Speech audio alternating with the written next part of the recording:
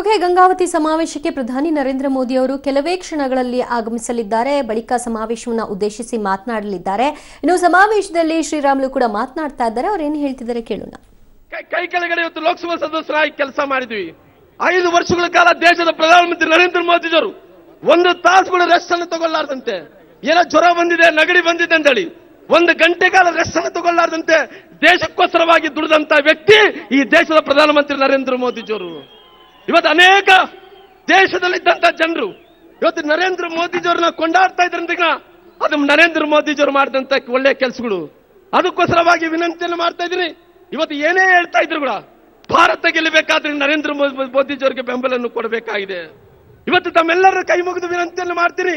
ನರೇಂದ್ರ ಮೋದಿಜಿಯವರು ಇವತ್ತೇನು ಇಲ್ಲಿ ಬರ್ತಾ ಇದ್ದಾರೋ, ಇಡೀ ಕರ್ನಾಟಕ ರಾಜ್ಯದಲ್ಲಿ ಸನ್ಮಾನ್ಯ ಯಡಿಯೂರಪ್ಪ ಆಶೀರ್ವಾದದಿಂದ ಈ ಕರ್ನಾಟಕ ರಾಜ್ಯದಲ್ಲಿ ಎಷ್ಟು ಸ್ಥಾನಗಳು ಗೆಲ್ಲಬೇಕು, 24 ಹೆಚ್ಚು ಸ್ಥಾನಗಳು ಗೆಲ್ಲದ ಮೂಲಕ ಕರ್ನಾಟಕದಿಂದ ಇವತ್ತು ನರೇಂದ್ರ ಮೋದಿಜಿಯವರಿಗೆ ಶಕ್ತಿಯನ್ನು ತುಂಬುವಂತ ಕೆಲಸ ಆಗಬೇಕು.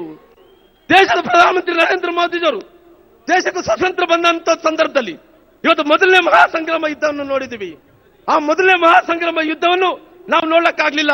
ಈ 2ನೇ ಮಹಾಸಂಗ್ರಾಮ ಯುದ್ಧ ಅದು ನರೇಂದ್ರ ಮೋದಿಜಿಯವರು ನಡೆಯುವಂತ 2019 ಚುನಾವಣೆಯಲ್ಲಿ ನಾವೆಲ್ಲ ಅಭ್ಯರ್ಥಿಗಳನ್ನು ಗೆಲ್ಲಿಸಬೇಕಾದ್ರೆ ನಾವೆಲ್ಲ ಅಭ್ಯರ್ಥಿಗಳನ್ನು ನೀವೆಲ್ಲರೂ ಕೂಡ ನೋಡ್ತಾ ಇದ್ದೀರಿ. ಇವತ್ತು ಭಾರತದಲ್ಲಿ ಇವತ್ತು ದೇಶದ ಪ್ರಧಾನಮಂತ್ರಿ ನರೇಂದ್ರ ಮೋದಿಜಿಯವರು ಇವತ್ತು ಪುಲ್ವಾಮಾದಲ್ಲಿ ಆದಂತ ಒಂದು ದಾಳಿ ವಿಷಯದಲ್ಲಿ ಇವತ್ತು ಪಾಕಿಸ್ತಾನ ಅಂತ ರಾಷ್ಟ್ರಕ್ಕೆ ಯಾವ ರೀತಿ ಎಚ್ಚರಿಕೆಯನ್ನು ಕೊಡುವಂತ ಕೆಲಸ ಮಾಡಿದ್ರು.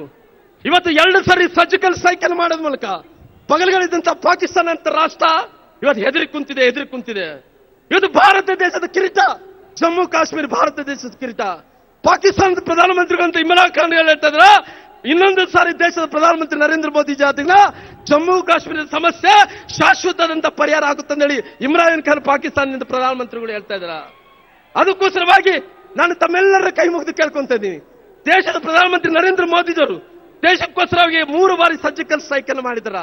ಇದು 4ನೇ ಸರ್ಜಿಕಲ್ ಸ್ಟ್ರೈಕ್ ಏನಾಗಬೇಕಂದ್ರೆ 21ನೇ ತಾರೀಕು ನಡೆಯುವಂತ ಚುನಾವಣೆಯಲ್ಲಿ ತಾವೆಲ್ಲರೂ ಕೂಡ ಭಾರತೀಯ ಜನತಾ ಪಾರ್ಟಿ ಅಭ್ಯರ್ಥಿಯಾದಂತಹ ಕರಡಿ ಸಂಗಣ್ಣವರಿಗೆ, ಬಳ್ಳಾರಿ ಜಿಲ್ಲೆಯ ಲೋಕಸಭಾ ಅಭ್ಯರ್ಥಿಯಾದಂತಹ ದೇವೇಂದ್ರಪ್ಪನವರಿಗೆ, ರಾಯಚೂರಿನ ಕ್ಷೇತ್ರದ ಅಭ್ಯರ್ಥಿಯಾದಂತಹ ರಾಜಾ ಅಮರೇಶಪ್ಪನವರಿಗೆ ಇದು 4ನೇ ಸರ್ಜಿಕಲ್ ಸ್ಟ್ರೈಕ್ ಆಗಬೇಕು. ಭಾರತೀಯ ಜನತಾ ಪಾರ್ಟಿಗೆ ಬೆಂಬಲವನ್ನು ಕೊಡೋದ್ರ ಮೂಲಕ ನಮ್ಮೆಲ್ಲ ಅಭ್ಯರ್ಥಿಗಳನ್ನು ಗೆಲ್ಲಿಸಿಕೊಡ್ಬೇಕು.